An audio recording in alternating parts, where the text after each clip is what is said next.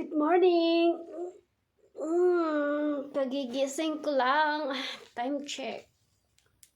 6:38. So, good morning today.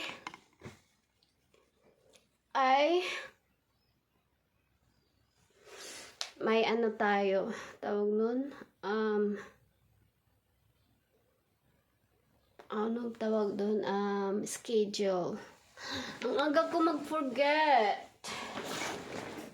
So, good morning. Nag-drink muna ako ng water. And then, nag-take ako ng collagen. 2 capsule yun a day. In morning. Actually, 2 capsule siya. Morning and night. But, tinitake ko siya morning lang. 2 lang talaga. Kasi parang nabubulaukan ako. Hindi ko siya, parang nandito pa nga eh.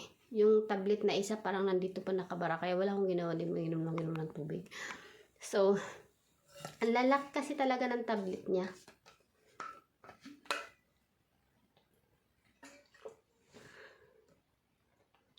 So, yan na nga. Today may schedule tayo. Ako ay magpapagawa ng aking nails. Saka makikita nyo dumi. Ang kuko ko ay napakanipis. Kahit sinasabi nila na pampakapal daw ng kuko ang maglagay ng bawang, magganyan-ganyan ng bawang. Ang dumi, di ba?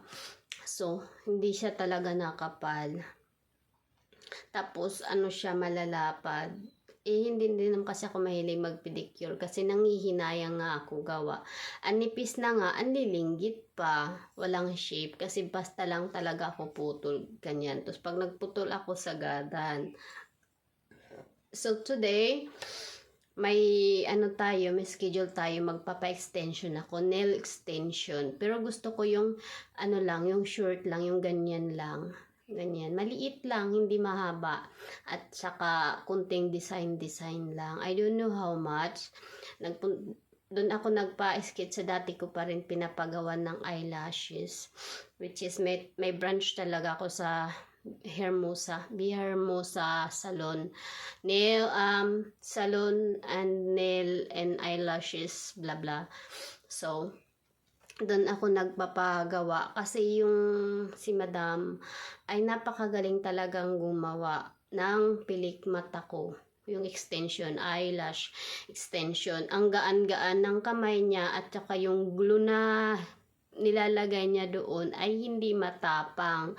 Hindi tulad doon sa iba, nung nagpalagay dati ako doon sa Apollonia. Matagal na yun. So, was 2002 pa yata yun. 2022. Ang hapdi niya, pag dumidilat ako, mahapdi yung glue. At saka ang bigat niya sa mata. Yung dito ngayon, ang gaan light lang yung, pero makapal na siya. At saka matagal. So, dyan ako talaga nagpapalagay sa kanya. Pero hindi rin lagi. Minsan nga, once a year lang. Pag may mga days, important lang.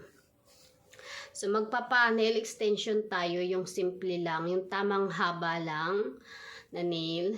Kasi first time ko magpapalagay, hindi ko alam kung mabigat. Kasi ako yung person na pag mahaba yung kuko ko, kut kahit kaya hindi ako naglalagay sa kamay sa kuko, ng Q-tex. Kasi pag may siya, nararamdaman ko na may magaspang, kinukut-kut ko siya habang natutulog ako or kaya nakahiga ako. Yung kinukut-kut ko, kaya ang ipapalagay ko maiksi lang. Tsaka first time ko, baka mamaya masambol ganun. So yun yung ipapalagay natin. But today, in morning, mag-shower muna tayo. Hindi pa ako nagbe-breakfast. Wala akong gana mag-breakfast every morning. Nagtitik lang ako ng collagen and water and magkakape later, mga ilang minutes pa. So, let's go na muna. Mag-shower muna ang ating nyo. So, see you later.